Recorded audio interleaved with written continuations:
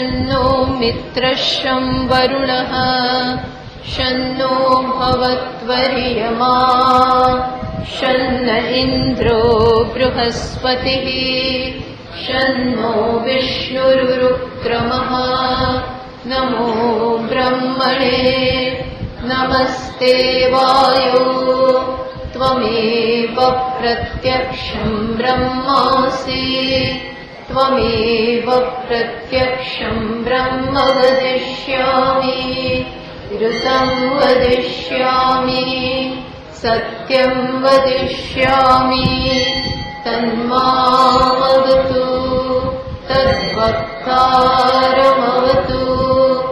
अवतु माम् अवतु वक्तारम्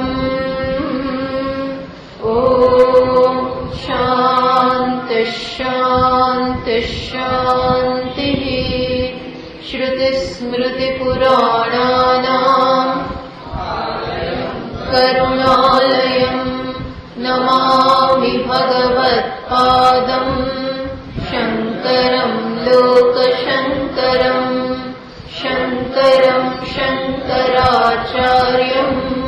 केशवं बादरायणम् सूत्रभाष्यकृतौ वन्दे भगवन्तौ पुनः पुनः ईश्वरो गुरुरात्मेति मूर्तिभेदविभागिने व्योमवद्व्याप्तदेहाय दक्षिणामूर्तये नमः।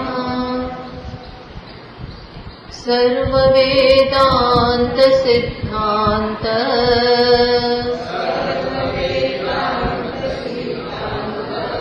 गोचरं तमगोचरम् गोविन्दं परमानन्दम्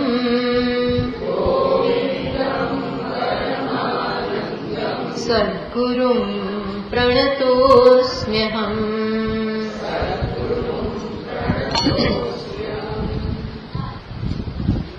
260 श्लोकથી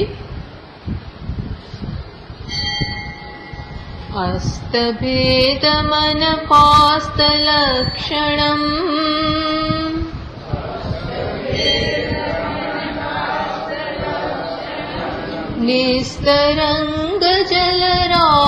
निस्तरङ्गजलराशिनिश्चलम्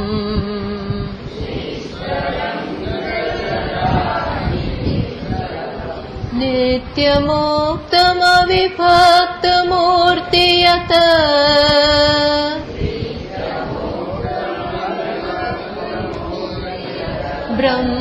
ब्रह्मतत्त्वमसि भावयात्मनि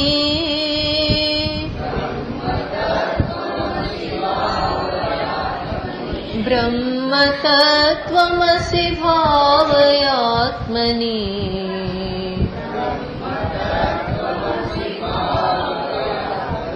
एकमेव सदनेककारणम्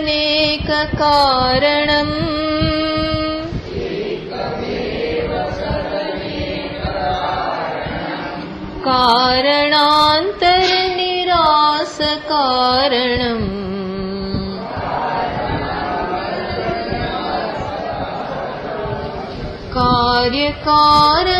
कार्यकारणविलक्षणं स्वयम्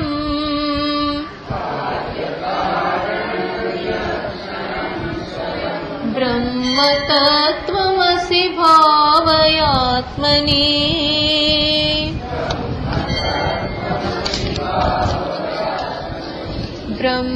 ब्रह्मतत्त्वमसि भावयात्मनि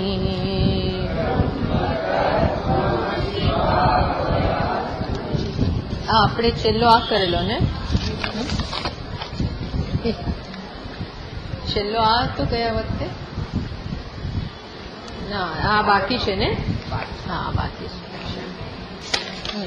એકમેવ સત અનેક કારણમ કારણાંતર નિરાશ કારણમ અત્યારે શું ચાલી રહ્યું છે કે આવું મહાન બ્રહ્મનું વર્ણન કરતા જાય છે અને પછી કહે છે કે આવું જે બ્રહ્મ છે એ તું છે એવો સતત તું અભ્યાસ કર એવી સતત તું ભાવના કર તો છેલ્લે કહ્યું કે ના, હવે કહે છે 261માં શ્લોકમાં એકમ એવ સત અનેક કારણમ.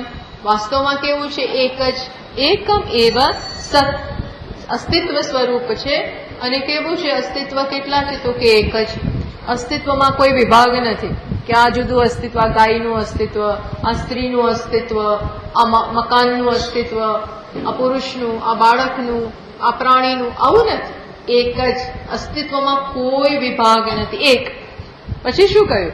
અનેક કારણમ કલ્પિતાનામ અનેકેશામ અધિષ્ઠાનત્વેન કારણમ. તો પછી આવું અસ્તિત્વ, અનેકનું કારણ, અનેકના હોવા માટેનું કેવી રીતે કારણ બની શકે? તો કે એ ખરેખર કારણ નથી. આ થોડા શ્લોકોમાં હવે એ ચર્ચા ચાલશે કે એ ખરેખર કારણ નથી. શું છે? કલ્પિતાનામ અનેકેશામ અધિષ્ઠાનત્વેન કારણમ. બીજી બધી વસ્તુ કલ્પિત છે અને એનું એ અધિષ્ઠાન છે. અનેક વસ્તુઓ કલ્પિત અને એનું એ અધિષ્ઠાન. જેમ આપણું દ્રષ્ટાંત કે રજ્જુ, માળાનું એ અધિષ્ઠાન, ભૂછિદ્રનું એ અધિષ્ઠાન છે રજ્જુ, પણ તમે એને શું માનો છો એના ઉપર આધારિત રાખે છે. એટલે અધિષ્ઠાન એટલે સત્ય, તમે એને જે માનો એ અધ્યારોપ. એમ આ એક જ. એને આપણે કઈ રીતે માનીએ છીએ? આકાશ છે, એને જ આકાશ, એના ઉપર જ આકાશનો અધ્યારોપ, એના ઉપર જ અગ્નિનો અધ્યારોપ, એના ઉપર જ વાયુનો અધ્યારોપ. આવા અનેક, સમગ્ર જગત એ આવા સત્ય ઉપર થયેલો અધ્યારોપ છે. એ દ્રષ્ટિએ કહ્યું. અને અધ્યારોપ અનેક છે. કેમ અધ્યારોપ અનેક છે? દરેક પોતાની મનની અવસ્થા અનુસાર અધ્યારોપ કરે. તો અધ્યારોપ અનેક, અધિષ્ઠાન કેટલા? એક જ. જેમ અહીંયા આવા અનેક ઘડાઓ હોય તો ઘડાઓ અનેક, નામરૂપ અનેક, પણ અધિષ્ઠાન કોણ? માટે એક જ. અને પછી હજી વધારે અધિષ્ઠાન ઉપર આપણે વિચાર કરીએ તો આપણને ખ્યાલ આવે કે અધ્યારોપમાં અધિષ્ઠાન સિવાય કઈ છે જ. આ ઘડામાં ઘડાપણું ક્યાં છે? તપાસ કરો. ઘડો ક્યાં છે? ચલો અહીંયા આપણે અનેક વાર કહીએ છીએ આમાં વજન કોનું? માટીનું.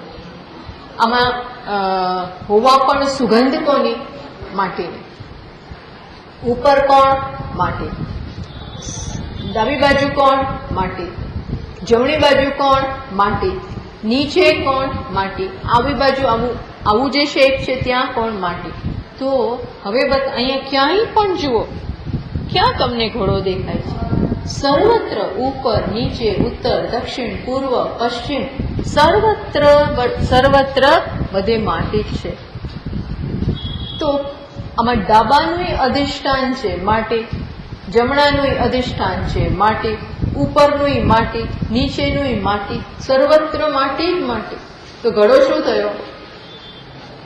માટીથી અલગ ઘડો છે નહીં. ઘડો નામની વસ્તુ માટીથી અલગ છે જ નહીં. અને ખરેખર ગણતરી કેટલાની થાય? માટી પ્લસ ઘડો ઇઝ ઇક્વલ ટુ 2. માટી વત્તા ઘડો એટલે 2. તો કે માટી વત્તા ઘડો એટલે શું હોવું જોઈએ? હા, માટી વત્તા ઘડો વત્તા ક્લિપ એટલે આ 2 થયું. પણ માટી વધતા ઘડો એ 2 નથી થતા. સમજ પડી?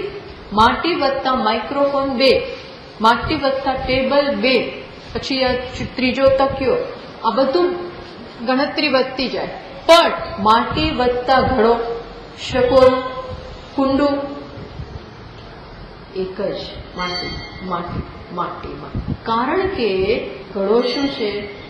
અધ્યારોપ. માટી ઉપરનું નામ અને રૂપ. જ્યાં નામ રૂપ કહીએ છીએ પણ અંદરનું તત્વ તો માટી જ છે. ક્યાં છે ઘડો? બતાવો. હોય તો લઈ લો. આપણે એવી ચેલેન્જ પણ આપી શકીએ, હોય તો લઈ લો. અથવા ઘડો મને આપી દો, તમે માટી રાખો. હોય તો તમે રાખી લો, ઘડો લઈ લો. કુંડું લઈ લો, પેલું શકોરું લઈ લો, માટીની પ્લેટ લઈ લો, તમે રાખો. હું માટી રાખી લઈશ. તો એ શું બતાવે છે કે એમ છૂટું પાડી શકાય એવું જ નથી. તમારી હાથમાં જ્યારે ઘડો આવે ત્યારે માટી સિવાય બીજું કંઈ હાથમાં નથી આવતું, અને હું માટી લઈ લઉં તો તમારી પાસે ઘડો વડો કંઈ આવે જ નહીં. એ શું બતાવે છે સ્પષ્ટ રૂપે કે નામ અને રૂપ શું છે? અનેક પણ કલ્પિત. અનેક પણ કલ્પિત એટલે કયું કે એનું અધિષ્ઠાન સમગ્ર જગતમાં અનેક નામ અને રૂપ, પણ બધાનું અધિષ્ઠાન રૂપે કોણ? એક માત્ર સત. સત સત સત સત લઈ લો, રહેશે શું? ત્યાં આપણે લઈ નથી શકતા, પણ એવું કહી શકાય. તો એ કયું. પછી શું કહે છે બીજો શબ્દ? કારણાંતર નિરાશ કારણમ. શું કહે છે? બીજું કોઈ એના સિવાય કારણ જ નથી. જગતનું માટી, જેમ ઘડાનું માટી સિવાય કોઈ કારણ ઊભું રહી શકતું જ નથી. જો ઘડાનું કારણ શોધવું હોય તો એ માટી તરફ જ નિર્દેશ થાય. ઘડાનું કારણ તમે શોધવા જાઓ તો ક્યાં નિર્દેશ થાય? માટી. બીજું કઈ નહીં. એમ જગતનું પણ કારણ શોધો તો કયું આવે? પગેરું શોધતા જાઓ, ક્યાંથી આવ્યું જગત, ક્યાંથી આવે? જેમ પેલા સ્પાઈ ડોગ્સ, પેલા સ્નીફર ડોગ્સ મૂકે ને, ગુંડાઓને ને ચોરને ને એને બધાને પકડવા, પગેરું શોધે ક્યાં જાય છે? એ સૂંઘતો સૂંઘતો સૂંઘતો સૂંઘતો પેલું કૂતરું આગળ વધે. એમ જગતને તમે જોતા જાઓ, કોણ કારણ છે? તું ક્યાંથી આવે? તારું કારણ કોણ છે? તું શેમાંથી નિષ્પન્ન થયો? પૂછતા જાઓ, પૂછતા જાઓ, પૂછતા જાઓ, તો સમગ્ર જગત કોના તરફ પોઈન્ટ કરે? અસ્તિત્વ. હું છું કોકને કારણે, બીજું કહેશે હું છું બીજાને કારણે, ત્રીજું કહેશે હું છું બીજાને કારણે. આમ કરતા જાઓ, કરતા જાઓ, કરતા જાઓ, કરતા જાઓ, છેલ્લે તમે આકાશ સુધી પહોંચો તો આકાશ કે છે હું આવેલું છું, હું કોકને કારણે છું. પરમાણુને પૂછો કે તું કોને કારણે, તો કે છે હું ન્યુટ્રોનને કારણે.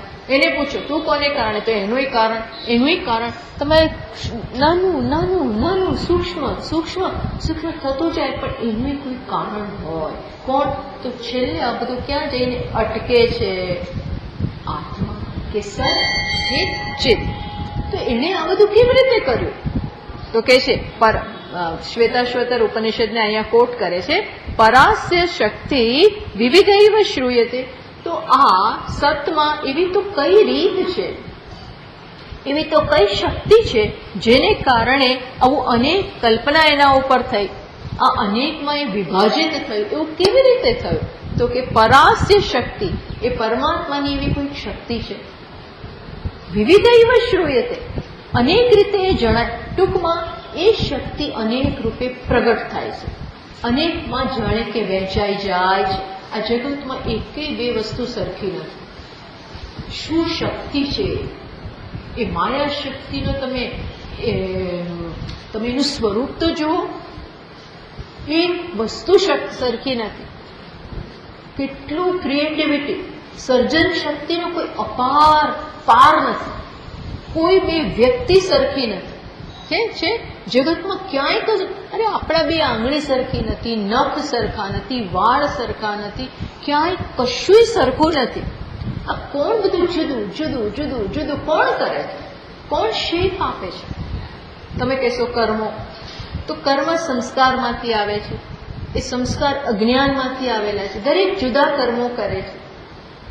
કેમ? દરેકની જુદી ઈચ્છા, દરેકના જુદા અજ્ઞાન. અજ્ઞાન જુદું મીન્સ દરેકને, એકને આવી ઈચ્છા થાય, બીજીને આવી ઈચ્છા થાય. એકને મેડિસિનમાં જવું હોય, એને એમાં કૃતકૃત્યતા દેખાય, બીજાને એન્જિનિયરિંગમાં જવું હોય, ત્રીજાને નર્સિંગમાં જવું હોય, ચોથાને આર્ટ્સમાં જવું હોય, પાંચમાને કોમર્સમાં જવું હોય, બીજાને વળી પાયલોટ ઓટોમોબાઈલમાં, ફલાણામાં, ઢીકણા હજારો વસ્તુ. કેમ? ભાઈ બધા સર એક જ આર્ટ્સમાં જાઓ, શક્ય જ નથી. કોમર્સમાં જાઓ, શક્ય નથી. કેમ? બધાની જુદી ઈચ્છા, જુદાની સંસ્કાર, જુદી આવડત, જુદું જ્ઞાન, જુદી ટેલેન્ટ. કેવી રીતે બધા એકમાં જાય? આ શું બતાવે છે? આ અજ્ઞાન જુદી જુદી જુદી જુદી રીતે પ્રગટ થાય છે. ખ્યાલ આવ્યો? જુદી રીતે પ્રગટ થાય છે. એ કોણે એમાં શક્તિ મૂકી? માયા. માયા શક્તિ. આ માયા શક્તિ શું ચીજ છે? તો કે છે પરાસ્ય શક્તિ. એ જ પરમાત્માની એ શક્તિ. એટલા માટે આપણા પુરાણો ભગવાનને, શિવજીને કેવી રીતે બતાવે? અર્ધનારીશ્વર. તો શક્તિ જુદી છે? એમનાથી સ્વતંત્ર છે, તો કેટલું થયું? એ જુદી, માયા શક્તિ જુદી અને પરમાત્મા જુદો, બંને જુદા, ક્યાંય મેળ ના પડે તો કેટલા તત્વ થયા? બે ઇન્ડિપેન્ડન્ટ સ્વતંત્ર તત્વો. તો કે ના, એ તો આપણને પહેલા તો એકમ એવ, એટલે તત્વ તો એક જ છે, તો પછી આ શક્તિ કોણ છે? તો એટલે કહી દીધું પરાસ્ય શક્તિ, પરમાત્માની શક્તિ. પરાસ્ય એટલે છઠ્ઠી વિભક્તિ, પરમાત્માની શક્તિ. પરમાત્માની શક્તિ એટલે શું? એનાથી અભિન્ન. અભિન્ન તો ભગવાન તો જો માયા એનામાં હોય તો ભગવાન તો ગુણવાળા થઈ ગયા. શક્તિમાં તો 3 ગુણ, તત્વ રજસ તમસ, જુદા જુદી રીતે કર્મ જ્ઞાન બધાની આવડત બધું જુદું. એ શું બતાવે છે? દરેકમાં જુદું પ્રકારનું કોમ્બિનેશન છે સત્વ, રજસ અને તમસનું. તો પછી એનો જે સોર્સ છે એ પણ એવો જ થયો ને. ભગવાનમાં 3 ગુણ થઈ ગયા ને. તો કે હા અને ના બંને કહેવાય, હા અને ના. પરમાત્માની શક્તિ તો કે હા, પછી પરમાત્માની નજીક જઈને તપાસ કરે તો પરમાત્મા મારે કાંઈ નથી. એટલે એ પછી, પણ પહેલા જયારે માયાનો આશ્રય કોણ? તો કે પરમાત્મા. આ પહેલો જવાબ. હા, અત્યારે એ ચર્ચા છે. કારણાંતર જગતનું જો તમે કારણ શોધતા હો તો એ કારણ માત્ર એક જગ્યાએ જઈને અટકે. ક્યાં જઈને અટકે? પરમાત્મા. અને પરમાત્મા કે બ્રહ્મ ત્યારે જ કારણ કહેવાય જ્યારે માયા નામનું એલિમેન્ટ આપણે એમાં ઉમેરીએ. માયા એમાં ઉમેરીએ તો જ બ્રહ્મ પણ ઈશ્વર બની શકે. સમજો હા, બરોબર? બ્રહ્મ ઈશ્વર ક્યારે કહેવાય? બ્રહ્મ ઈશ્વર નથી પોતાની દ્રષ્ટિબિંદુથી, પણ આ જગતનું તમારે કારણ બતાવવું જ છે. તો પરમાત્મા સિવાય તો કઈ છે નહીં, બ્રહ્મ સિવાય તો બ્રહ્મ સિવાય તો કઈ છે નહીં. તો હવે કોણ? તો કે ભાઈ તમે એકલા જ. કોઈ કરતા કોઈ ચોર પકડાતો જ નથી. અને આજ તે દિવસે રાત્રે ત્યાં હતો, ચોરી થઈ ત્યારે બધું આ લોકોએ શોધ્યું, ક્યાંય કોઈ બીજું માણસ મળતું જ નથી. અને એ જ્યારે ચોરી થઈ ત્યારે આ જ માણસ ત્યાં હતો, આ વોચમેન ત્યાં જ હતો. એટલે હવે કોણ પકડાયું? તું જ કારણ. એમ જગતનું બીજું કોઈ કારણ દેખાતું જ નથી કે ક્યાંયથી, કારણ કે બીજું તત્વ જ નથી. એટલે કોણ કારણ બને છે? બ્રહ્મ. જેમ પેલો તત્વ જે પદાર્થ દેખાયો, શું દેખાયો? સાપ. એટલે જ્યાં જઈને ટોર્ચથી જોયું, પછી લાઇટ કરીને જોયું તો કોણ છે? રજ્જુ. તો પછી સાપનું કારણ કોણ બન્યું? ખોટો દેખાયો જે સાપ, એ કોને કારણે દેખાયો? રજ્જુ જ સાપ જેવો દેખાયો. એટલે આડકતરી રીતે કે આ રીતે એને એનું ત્યાં હોવાપણાથી એ બિચારું કારણ બની જાય. બ્રાન્ડેડ એઝ કોઝ છે નહીં, પણ એને તમે કારણપણાથી નવાજો. કારણપણાનો આક્ષેપ કોના ઉપર થાય? કોના ઉપર થાય? રજ્જુ. એમ બ્રહ્મ આ દ્રષ્ટિથી કારણ બની જાય છે, પોતાની દ્રષ્ટિથી નહીં.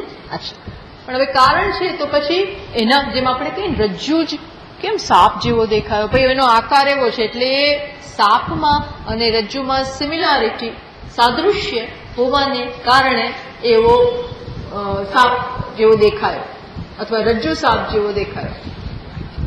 એમ આ પરમાત્મા પછી જગત માટે આપણે એ દ્રષ્ટિથી કહી શકીએ કે આ કોની શક્તિ છે? પરમાત્માની જ. એમાં જ એવું કંઈક છે કે જગત રૂપે પ્રગટ થયું. એ દ્રષ્ટિથી કહેવાય છે કે માયા કોની શક્તિ છે? પરમાત્માની. એટલે પુરાણોમાં શિવજી પાર્વતીને ક્યાં બેસાડે છે? શિવજીના અંગમાં જ. એની શક્તિ એનાથી અભિન્ન, એમનાથી તદ્દન અભિન્ન, એ રીતે બતાવવામાં આવે છે. એટલે આપણે વેદાંતમાં જગતને જગત માટેનું કારણ શું માનીએ છીએ? બ્રહ્મને અભિન્ન નિમિત્ત ઉપાદાન કારણ. એ જ મસાલો અને એ જ એનો સર્જક. અને શું કહેવાય? નિમિત્ત કારણ પણ એ અને ઉપાદાન કારણ પણ એ. આમાં જ બધા જવાબ મળી જાય. જગતના બધા જવાબ આપણને આ એક શબ્દમાં મળી જાય. અભિન્ન નિમિત્ત ઉપાદાન કારણ. મકાન બનાવવું હોય તો એના માટે સિમેન્ટ જોઈએ, રેતી જોઈએ, ચૂનો જોઈએ, બધું જેટલું જોઈતું હોય એ બધું હોય તો મકાન ના બને. એ તો જોઈએ. સાથે કોણ જોઈએ? આર્કિટેક્ટ જોઈએ, પ્લાનિંગ કરવા વાળો જોઈએ. તો જગત માટે પણ મસાલોય જોઈએ અને બનાવનાર જોઈએ. તો આ બે થયા. આર્કિટેક્ટ અને ચૂનામાં કોઈ સિમિલારિટી નથી, આર્કિટેક્ટ અને ઈંટમાં કોઈ સિમિલારિટી નથી. એટલે એ તો બંને અલગ હોય ને, એ તો બે થયા. તો જગતમાં બે, બનાવનાર અને મસાલો. સત્વ, રજસ, તમસ, મસાલો અને બનાવનાર જુદો એનાથી. તો ભગવાન કહે છે નો, હું કેવો છું?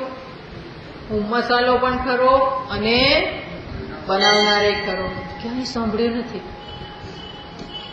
ક્યાંય આપણે સાંભળ્યું નથી.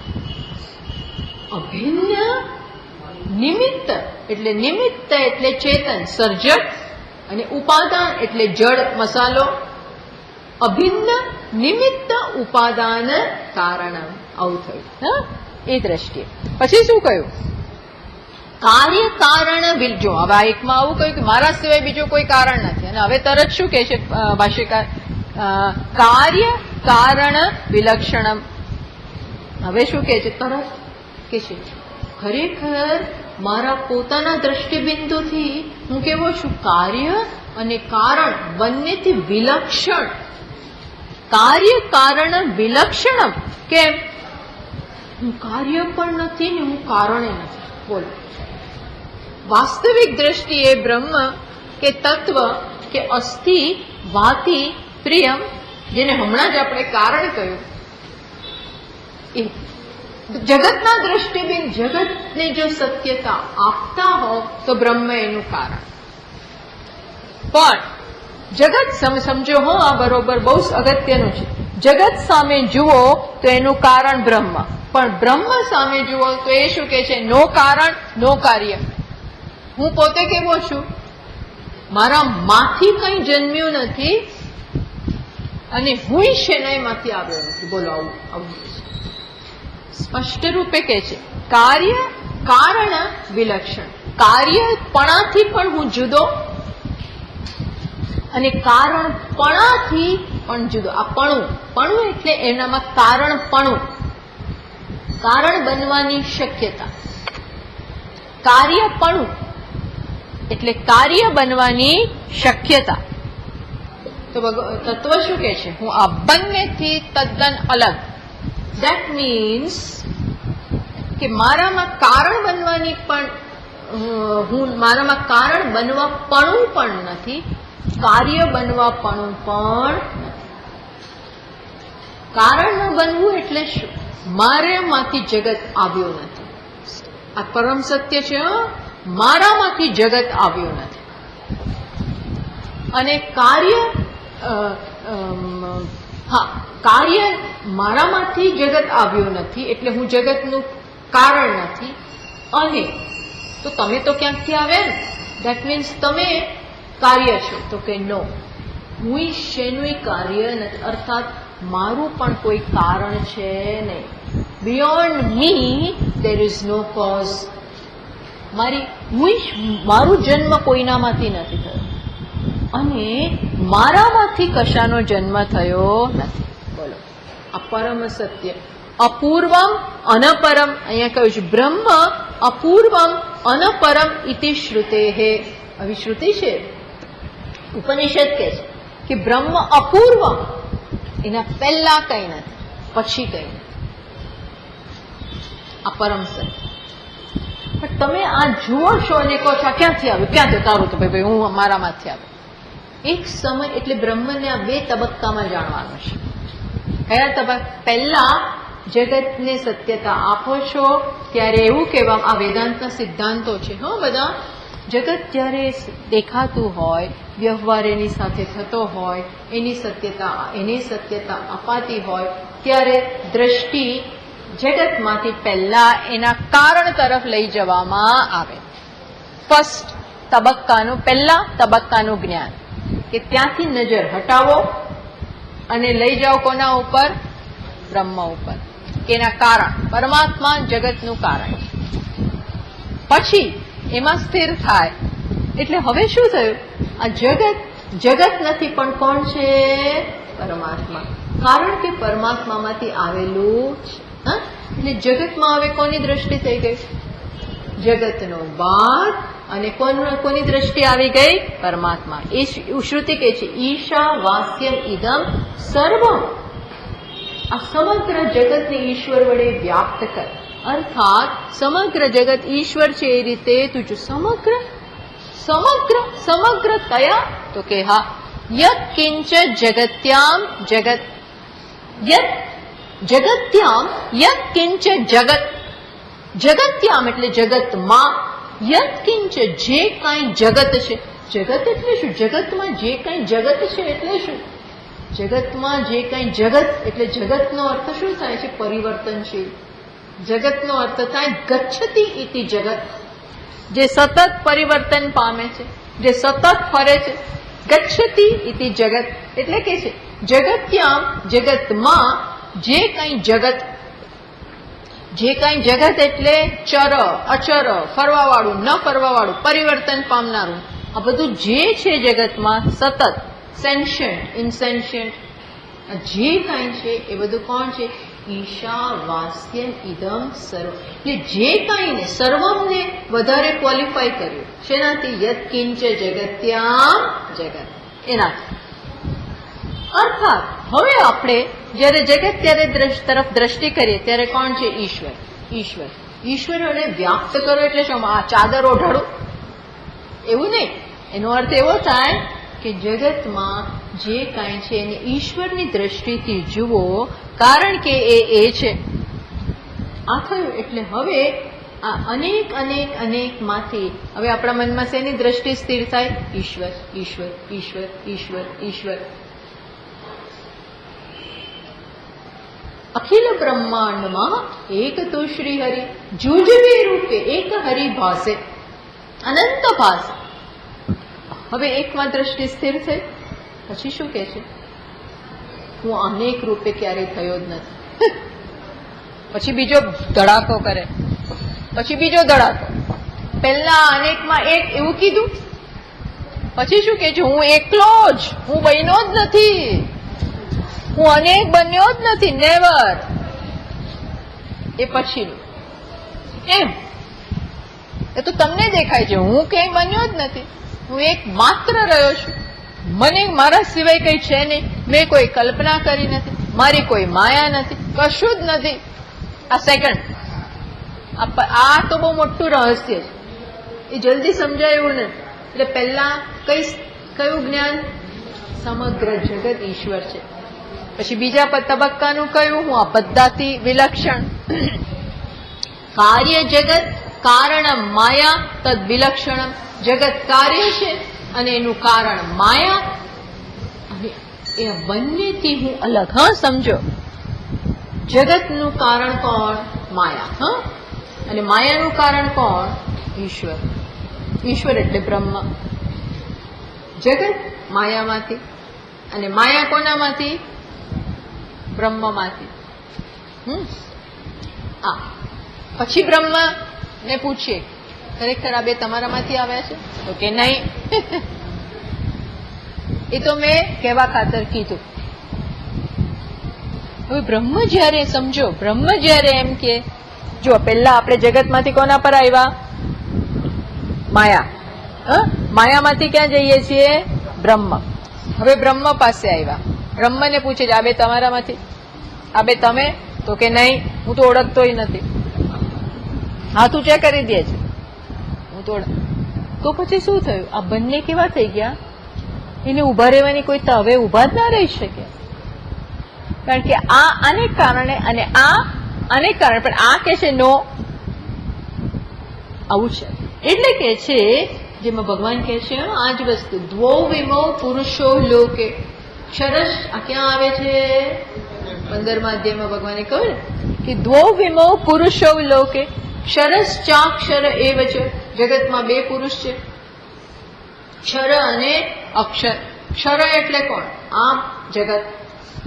ક્ષરતી જેનો સતત નાશ થાય છે, જે સતત ફરી રહ્યું છે, બદલાઈ રહ્યું છે, એને ક્ષર પુરુષ કહ્યું. આ એક પુરુષ, આ એક પુરુષ ક્ષર પુરુષ.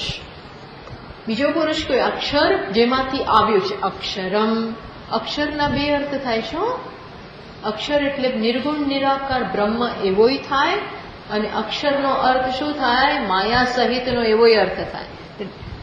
કઈ પ્રકારનો સંદર્ભ છે એના પ્રમાણે આ અક્ષરનો અર્થ આપણે કરવો પડે. આ 15મા અધ્યાયમાં અક્ષરનો અર્થ શું થાય છે? માયા સહિતનો ઈશ્વર. માયા એટલે કહ્યું ને, દ્વૌ ઇમૌ પુરુષો લોકે, બે પુરુષ છે આ જગતમાં.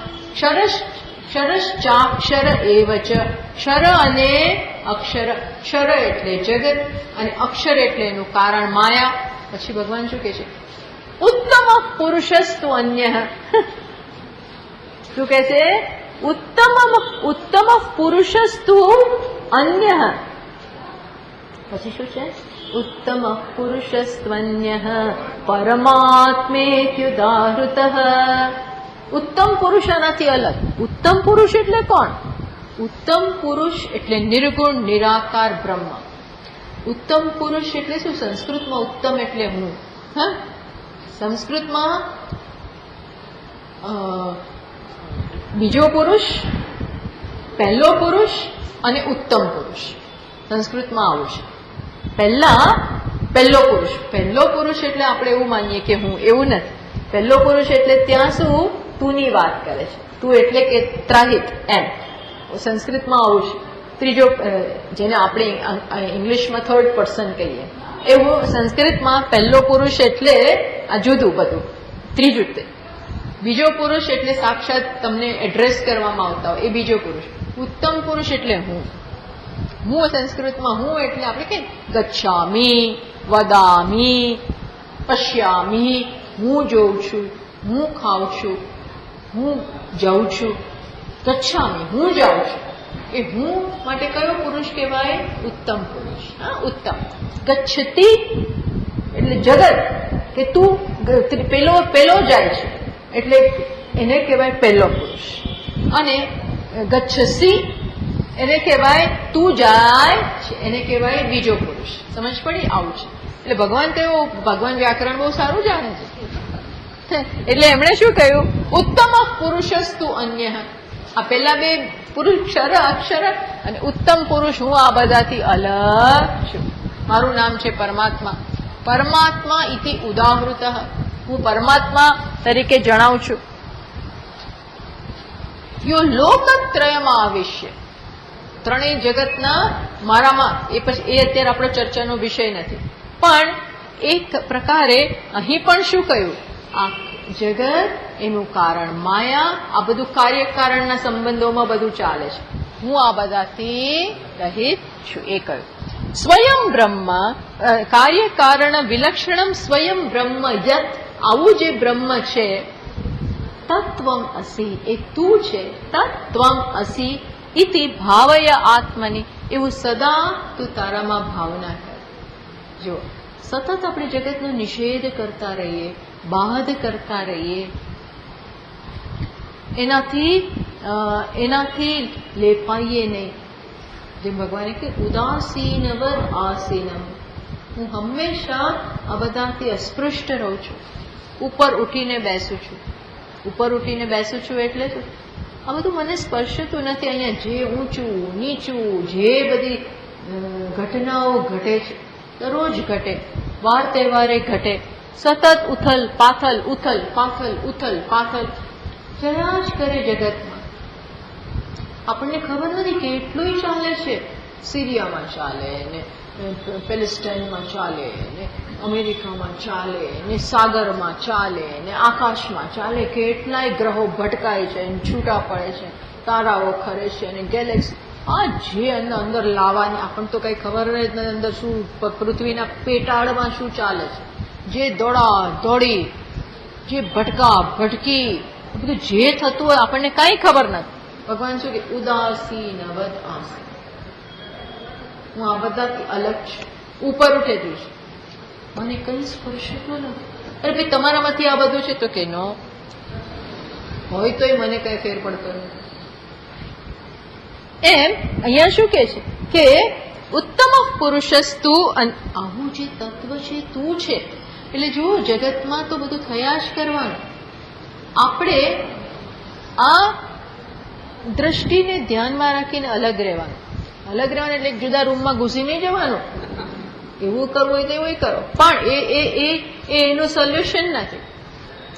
મધ્યમાં, કારણ કે આ શરીર હું ક્યાં છું, ભલે શરીરને જે રિસ્પોન્સ આપવો પડે એ આપે, જે કરવું એ પણ ભલે ને કરે, હું આનાથી અલગ છું.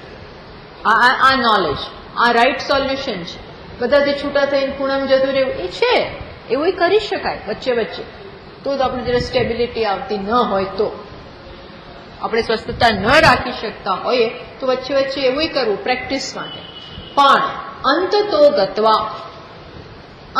ગત્વા શું સમજવાનું છે કે આ કાંઈ મને સ્પર્શતું નથી. નહીતર શું, આ ટેવ જીવનમાં હોઈએ ને ત્યારે પાડવાની. જીવનમાં આપણે જીવતા હોઈએ ત્યારે સતત આ કરવાનું. પ્રવૃત્તિમાં નિવૃત્તિ, પ્રવૃત્તિમાં નિવૃત્તિ. નહીતર અચાનક હું તો ભાઈ આગો રહું તો જ બધું ઠેકાણે પડે, એવું નહીં. ભગવાન તો સતત આ બધાની વચ્ચે હતા, અને સતત તો બી શું કે છે, મને કઈ અર્જુન સ્પર્શતું નથી. એટલે આવા દૃષ્ટિબિંદુમાં, આવા જ્ઞાનમાં સતત ત્યાગ છે. This knowledge itself is renunciation. આ જ્ઞાન એટલે ત્યાગ થયો. ત્યાગ એ કોઈ કાર્ય નથી, ત્યાગ એ કોઈ પ્રવૃત્તિ નથી, ત્યાગ કોઈ એક્શન નથી કે આમથી આમ મૂક્યું એને ત્યાગ કહેવાય. એ છે, ચલો આમ મૂક્યું સાઈડમાં એટલે ત્યાગ થયો કહેવાય. પણ ખરો ત્યાગ શું છે? આ પકડવા છતાં પકડ્યું નથી. અર્થાત આત્માને આ સ્પર્શતું અથવા એનાથી આગળ બધું માણસ કરતો હોય, પણ નિષ્કામ ભાવે, સેવાની ભાવે, સમર્પણના ભાવે. મારે આમાં કઈ જોઈતું નથી, હું તો સચ્ચિત આનંદ પરિપૂર્ણ દિલ આત્મા છું, મારે શું જરૂર? તો પછી આ શરીર આપ્યું છે, એના સ્થાન છે. ઈશ્વરે કોઈ કારણસર અને આવું સ્થાન આપ્યું છે, અહીંયા નિયુક્ત કર્યો છે, આવું છે. ઈશ્વર ઈચ્છે છે હું કરું, હું હવે આપું. લવ નહીં. અર્થાત લેનારમાંથી દેનાર બનો, લેનારમાંથી દેનાર બનો. આ ખરો ત્યાગ. કરતા કરતા આવો ત્યાગ. સતત હા કરતા હોઈએ, જીવન જીવતા હોઈએ, જે રિસ્પોન્સિબિલિટી આવે, જે આવે એમાં કરીએ બધું, પણ અંદરથી અનાસક્તિ. ગાંધીજી અનાસક્તિનો આવો અર્થ કરે છે, અનાસક્ત ભાવે. અનાસક્ત, કશામાં હું આસક્ત નથી, કશામાં ગળાડૂબ નથી. અર્થાત ગળાડૂબ નથી એટલે હું આમ કર્મમાં આમ સિન્સિયરલી કરું જ નહીં, એવું નહીં. પણ પર્સનલ બેનિફિટ કોઈ નથી મારે. મારે કોઈ પર્સનલ બેનિફિટ જોઈતો આવે તો ઠીક, ન આવે તો ઠીક, મારું અસ્તિત્વ એના ઉપર નભતું નથી. સમજ પડે? આ ત્યાગ છે, આ સાચો ત્યાગ છે. ભગવાન આ રીતે બેઠેલા છે. પરમાત્મા આખું જગત ચાલે છે, એમને કઈ અસર જ નથી. એ છે એટલે આવું બ્રહ્મ તું છે, એવું સતત તું ભાવના કર. તો પછી આ જગત શું છે? તો જો હવે એક બીજી સરસ વાત અહીંયા કરે છે, ટીકાકારે લખી છે કે જેમ બ્રહ્મસૂત્રમાં ત્રીજું સૂત્ર છે ને, જન્માદ્યસ્ય યતઃ, જન્માદિ અસ્ય યતઃ, જગતનો જન્મ, સ્થિતિ અને નાશ જેને કારણે છે. જગતની ઉત્પત્તિ, સ્થિતિ અને લય જેને કારણે છે એ બ્રહ્મ છે. તો પછી આ જગત એ બ્રહ્મનું લક્ષણ તો થયું ને. તમે કહ્યું જગતનો જન્મ, સ્થિતિ અને લય જેને કારણે, એવું એને બ્રહ્મ એટલે કારણ તો થયું ને. તો કે ના, આ જગત એ બ્રહ્મ સાથે જોડાયેલ, પણ કેવી રીતે? તટસ્થ લક્ષણ, સ્વરૂપ લક્ષણ ને. હવે સમજો હા, આ શાસ્ત્રમાં આ બે શબ્દો વારંવાર વપરાતા હોય છે, તટસ્થ લક્ષણ અને સ્વરૂપ લક્ષણ. તો સમજી લો, જગત બ્રહ્મ માટે કેવું છે? તટસ્થ લક્ષણ. તટસ્થ લક્ષણ એટલે શું? હું તમને એવું કહું કે તમે પૂછો કે પૂર્ણાનંદ માતાજી, પૂર્ણાનંદ આશ્રમ ક્યાં છે, અમારે આવવું છે. તો હું એમ કહું, પેલું ઝાડ છે ને એની સામે જે પેલું પક્ષી બેઠું છે ને, જે ઘર ઉપર, એ પૂર્ણાનંદ, જે બિલ્ડિંગ ઉપર પક્ષી બેઠું છે ને એ છે પૂર્ણાનંદ આશ્રમ. અથવા તો જે આશ્રમ ઉપર ધ્વજા છે એ છે પૂર્ણાનંદ આશ્રમ. હવે શું થાય કે પક્ષી ઉડી ગયું. હવે કેવી રીતે નિર્દેશ કરો? બીજે દિવસે ધ્વજા આ ઉતારી લીધી, બીજી ચડાવી, અથવા ચડાવી નહીં, તો શું થયું? એટલે તટસ્થ એટલે શું? હવે એને એ કેવું છે? આગંતુક લક્ષણ છે. આ પક્ષીનું બેસવું હમણાં છે ને પછી નથી. આ ધ્વજા હમણાં છે ને પછી નથી. લાલ સાડી સુકાય છે ને એ ઘર. હવે લાલ સાડી પછી સંકેલી લીધી, હવે ક્યાંથી હોય? ભેંસ જ્યાં ઉભી છે એ ઘર, તો ભેંસ તો જતી રહે. તો એ કેવું લક્ષણ કહેવાય? તટસ્થ. હમણાં છે પછી નથી. અચ્છા, પણ હું એમ કહું કે એ પૂર્ણાનંદ આશ્રમમાં શિવજી મુખ્ય અધિષ્ઠાતૃ દેવતા છે. એ કેવું લક્ષણ થયું? સ્વરૂપ લક્ષણ. એ થયું, એ જવાના નથી. એ કોણ છે? એ સ્થાપિત છે ત્યાં. એ કેવું લક્ષણ કહેવાય? સ્વરૂપ લક્ષણ. અને પક્ષી બેઠું છે કે લક્ષણ કેવું કહેવાય? તટસ્થ લક્ષણ. હું તો કહું કે એની સફેદ રંગી હોય ને એ તટસ્થ કહેવાય, કારણ કે 15 વર્ષે એ બદલાવી નાખશે, એનો રંગ રોગાને બદલાવી નાખે. અર્થાત આ જગત કેવું લક્ષણ થયું? તટસ્થ લક્ષણ. કેમ? કારણ કે એ બાધિત થાય છે, હમણાં છે પછી નથી. અને વાસ્તવિક દ્રષ્ટિએ તો નથી જ નથી. બ્રહ્મ સત્યમ, જગન મિથ્યા. અર્થાત આ જગત એ કેવું લક્ષણ થયું? ઉત્પત્તિ, સ્થિતિ, લય ત્રણે કેવા લક્ષણ થયા? તટસ્થ કે સ્વરૂપ? તટસ્થ.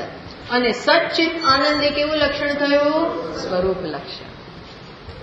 તો કાર્ય કારણ વિલક્ષણ એ કેવું લક્ષણ થયું? સ્વરૂપ. કાર્ય કારણ બંનેથી જુદું. જગતનું બ્રહ્મને કારણ કેવું? એ કેવું લક્ષણ થયું? તટસ્થ. જગતને બ્રહ્મને જગતનું કારણ કેવું? એ કેવું લક્ષણ થયું? તટસ્થ, નોટ સ્વરૂપ. કારણ કે એ તો તમે ઠોકી બેસાડ્યું છે મારા પર. જગત છે ત્યાં. સુષુપ્તિમાં પેલા માણસને કોઈ જગત જ નથી. જે સુષુપ્તિમાં ઊંઘે એને ક્યાં જગતનું ભાન છે? જે બેભાન છે, અનકોન્શિયસ છે, એના માટે જગત નથી. તો વેર ઇઝ ધીસ? જો બ્રહ્મને જગતનું સ્વરૂપ લક્ષણ કહીએ તો હંમેશા હોવું જ જોઈએ ભેગો ને ભેગો. આપણે કે ના તો ભેગો ને ભેગો, આ તો મારો પીછો છોડતો જ નથી, હંમેશા ભેગો ને ભેગો, જ્યાં જાય ત્યાં ભેગો ને ભેગો. તો એ શું થયું? સ્વરૂપ લક્ષણ થઈ જાય. ભેગું ને ભેગું એટલે સ્વરૂપ. ઘણા મિત્રો અભિન્ન હોય, એક હોય ત્યાં બીજો હોય જ, તો એ પછી તટસ્થ લક્ષણ ના રહે. એ કેવું થાય? તો કે તો ભગવાન જ છૂટા પાડે, પણ આ તો જસ્ટ દ્રષ્ટાંતમાં કહું છું. એ તટસ્થ લક્ષણ થાય, અરે સ્વરૂપ લક્ષણ થઈ જાય, જે છૂટું પડી જાય. ઓ સોરી, એ કેવું કહેવાય? જે છૂટું પડે હોય ન હોય, આગંતુક, ઇન્સિડેન્ટલ. આપણે કે ને એ વખતે તમે ઇન્સિડેન્ટલી આવી ગયા, અચાનક આવી ગયા, સંયોગ થઈ ગયો, પણ ધેટ ઇઝ તટસ્થ. સ્વરૂપ નહીં. ઓકે, એ દ્રષ્ટિથી અહીંયા કહ્યું કે બ્રહ્મ કેવું છે? કાર્ય કારણથી વિલક્ષણ. એ એનું સ્વરૂપ લક્ષણ. અને કારણપણું, કાર્યપણું એ બધું કેવું છે? તટસ્થ. અને પેલું બધાથી વિલક્ષણ એ એનું સ્વરૂપ લક્ષણ. એ વસ્તુ આપણને સમજાવી. પછી 262માં શ્લોકમાં કહે છે, નિર્વિકલ્પકમનલ્પમક્ષરમ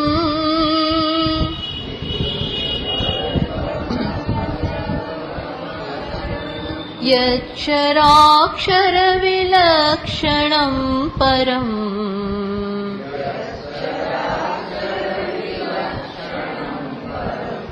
नित्यमव्ययसुखं निरञ्जनम्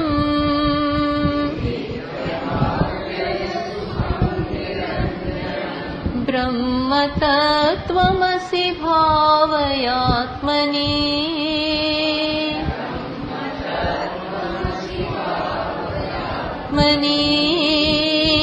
ब्रह्मतत्त्वमसि भावयात्मनि ब्रह्मतत्त्वमसि भावयात्मनि।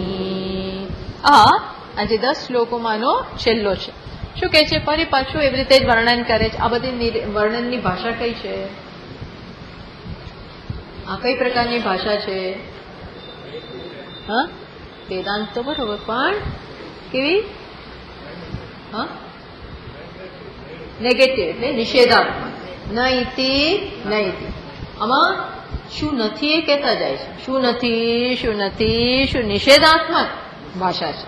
શું કહે છે? નિર્વિકલ્પકમ. શું કહે છે? નિર્વિકલ્પકમ.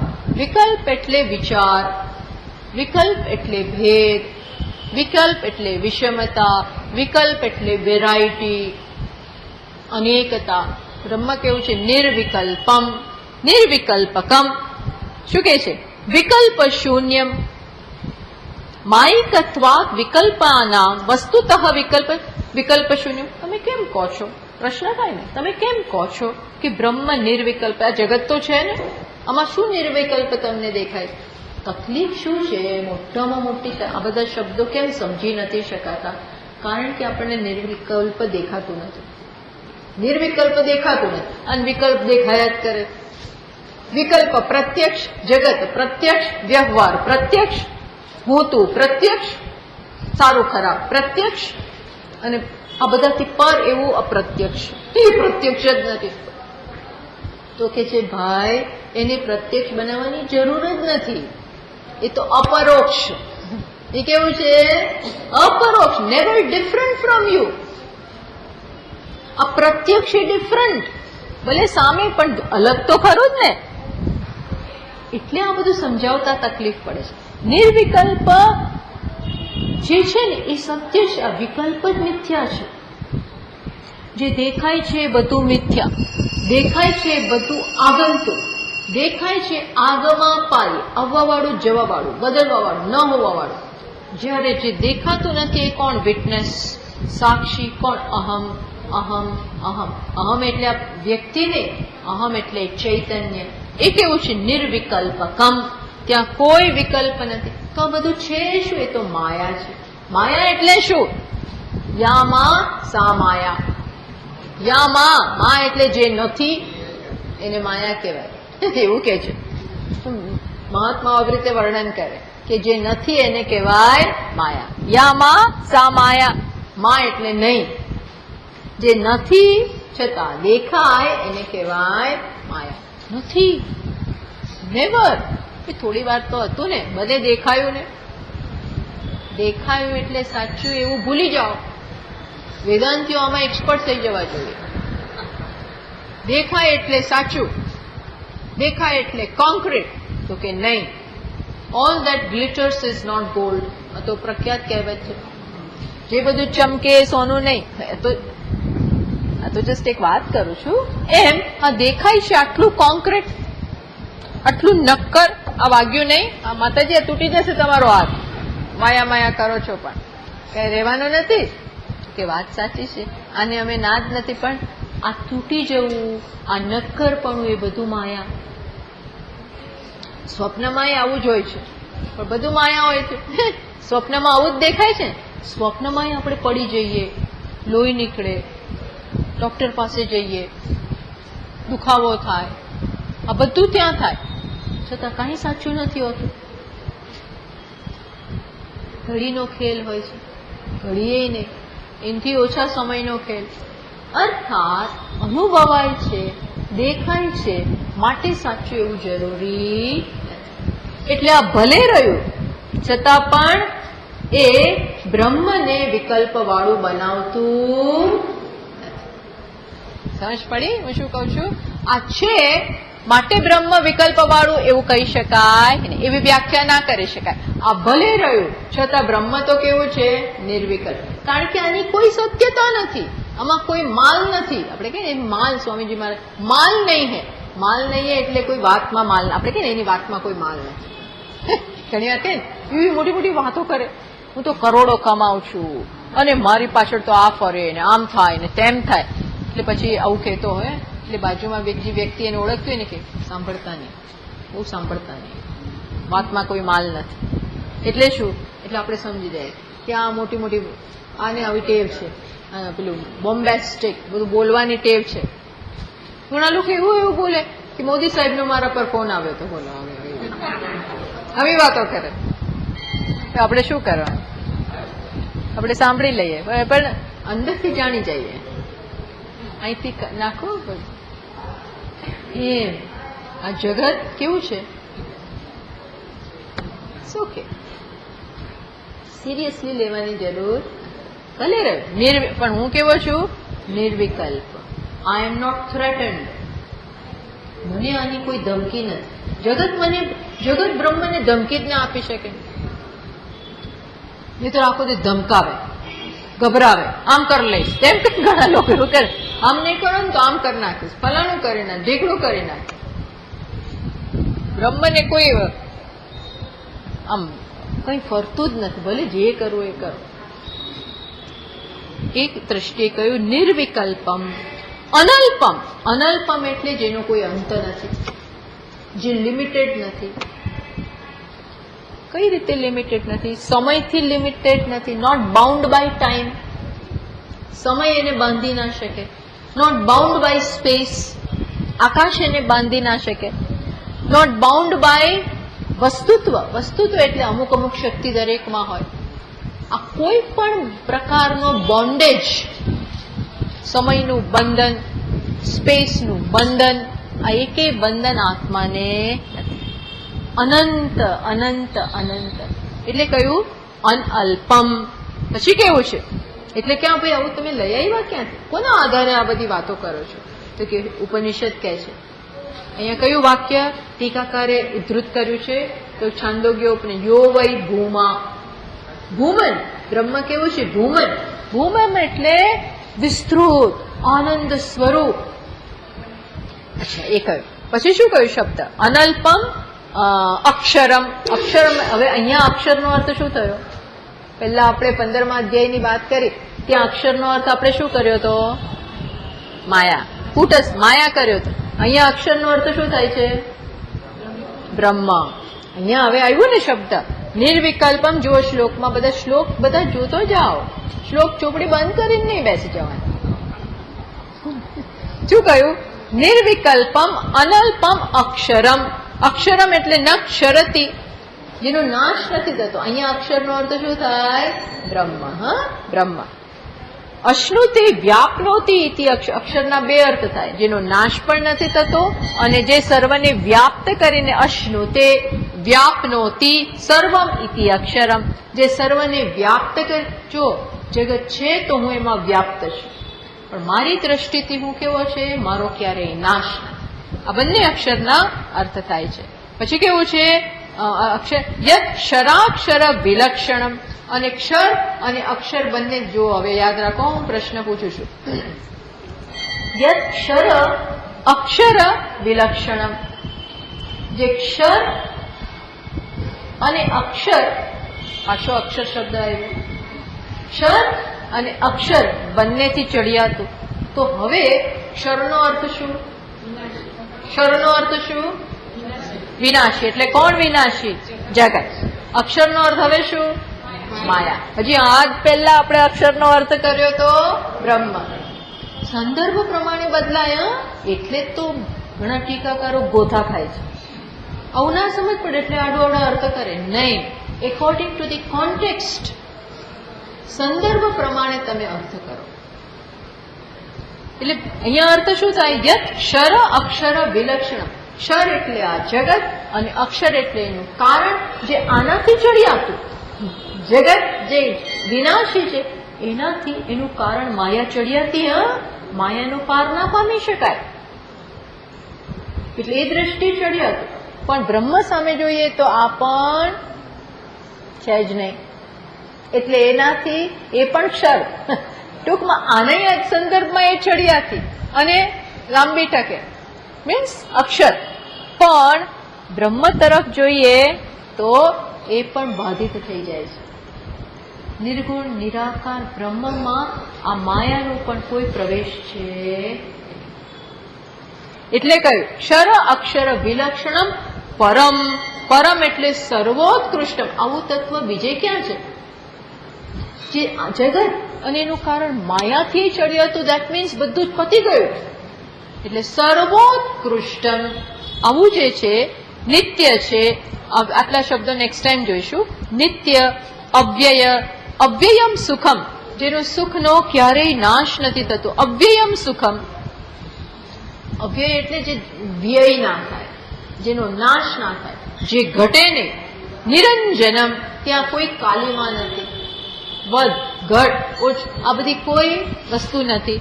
આવું જે બ્રહ્મ છે એ કોણ છે? તત્વમ અસી ઇતિ ભાવય. સતત એવી ભાવના કર કે આ તું છે. આ મહાન મહાન કરી અને બ્રહ્મ ત્યાં ત્યાં એવું ના કર. બ્રહ્મને પરોક્ષ ન રાખ. એ અપરોક્ષ એટલે આત્મા તું છે એવું સમજ. આપણે બીજાને મહાન ગણવા તૈયાર, ઓ પણ આપણે હું તો કઈ નહીં, એવું નહીં. આ શું કે છે? યદ બ્રહ્મ, આવું જે બ્રહ્મ છે જેનું આટલું વર્ણન થયું એ કોણ છે? તત્વમ અસી, તું છે. ઇતિ ભાવય સતતમ આત્મન, સતત એની ભાવના કર.